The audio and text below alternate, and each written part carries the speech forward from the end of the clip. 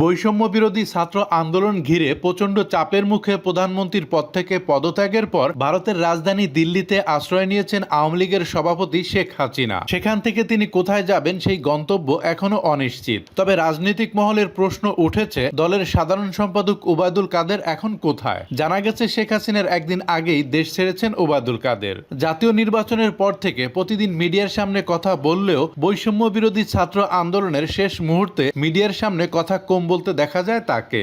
ধানমন্ডিতে আওয়ামী লীগ সভাপতি শেখ হাসিনার রাজনৈতিক কার্যালয়ে আয়োজিত সংবাদ সম্মেলনে শেষবারের মতো কথা বলেন ওবায়দুল কাদের। এরপর গত রোববার থেকে তাকে কোথাও দেখা যায়নি। সূত্র বলছে, আওয়ামী লীগ সাধারণ সম্পাদক এবং সড়ক পরিবহন ও সেতুমন্ত্রী ওবায়দুল কাদের রবিবার রাতে দেশ ত্যাগ করেছেন। তিনি বর্তমানে সিঙ্গাপুর রয়েছেন। তবে অন্য একটি সূত্র বলছে, ওবায়দুল কাদের বর্তমানে নয়াদিল্লিতে অবস্থান করছেন।